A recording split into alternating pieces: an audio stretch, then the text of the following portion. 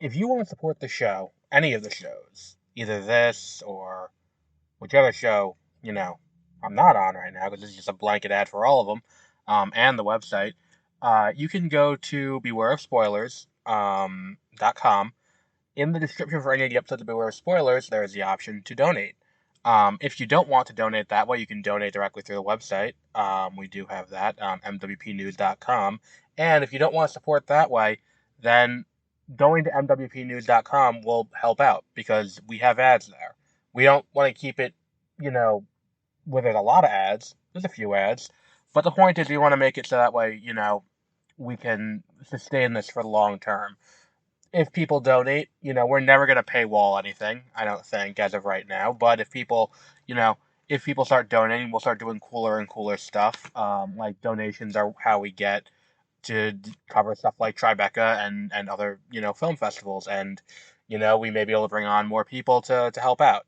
So if you want to help out the show and you want more content from us, by all means, even just going and giving us a 5-star rating on Spotify helps out a lot.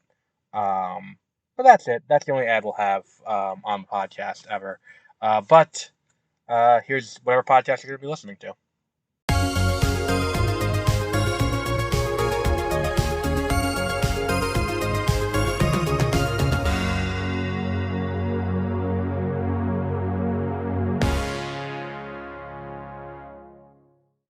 Good morning.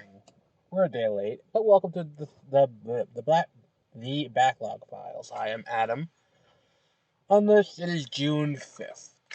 We are 10 days away from our coverage of the Tribeca Film Festival. We're going to be going out and covering some of the new games that are going to be at their game showcase, like Neva, the new game from the creators of Gris, the new Devolver digital game Skate Story, Goodnight Universe from the developer of, what was that game? Before Your Eyes. We're trying a lot of stuff out. We're going to have thoughts on all of it. That'll be June 15th. We're not here to talk about that today. Today we're here to talk about Pokemon Trozei as we continue our quest to rank all the Pokemon games against each other. And this is, I don't want to say my least favorite of the Gen 3 spin-offs. Because I've said it before, I think that we've reached a point where the Pokemon spin-offs have kind of hit a critical mass around Gen 3, Gen 4. That is, Ruby Sapphire, Diamond Pearl, that era. And for that reason, it's like, this is kind of where they were like, let's try things. As the technology got better, we were able to try new things. And they really dove deep on that. We had, Colosseum, which was a new take on the RPG version. You had the roguelike kind of dungeon crawler version. You had Ranger, which is kind of the same, but not really. Totally different. And we got to try new things. And I think that to that end, there's a lot of cool stuff that happened in this generation. And I think Trozei, as I'll call it a spiritual successor to Puzzle Challenge Puzzle League, is interesting. It's designed to make use of the touchscreen on the 3DS or on the DS the same way that the other one did, and it's a general match 3 game. The difference is Trozei is kind of a little bit easier in ways than Puzzle Challenge Puzzle League was.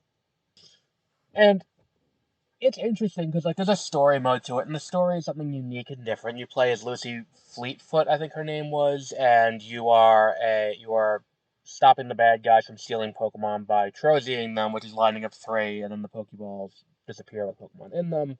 You gotta catch all the Pokemon, same kind of general gameplay loop, just with a different gameplay mechanic. We've seen this before. I think this game does a pretty good job of shaking it up. And I think that there is enough going on in this game where it is a little different. Where it doesn't feel like you're just playing another reskinned puzzle game. And it's also what's it called? It's also pre like Candy Crush. Um, so I would say it's even like I think it's even better than what's it called? Like I would say it's better than the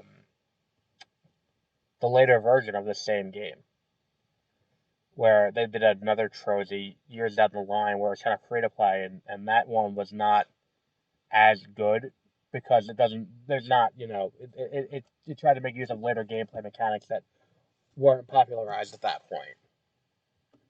Um, and to that end, I think this might be, you know, this is definitely the weakest of the Gen 3 ones. Because I think that, like, while there's replay value, and while there is definitely a world in which I go back to this and, like, let me just play a few games of Trozei, and the graphics are pretty good, I don't think this is a game that holds up in any meaningful way where I would think about it beyond what it is now. I think the reason for that is it's kind of a dormant franchise.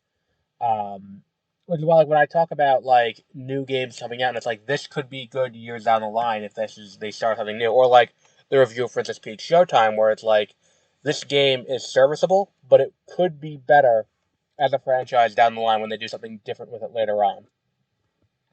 Trilogy feels like it never got the chance to evolve past where it is, which is unfortunate. Um,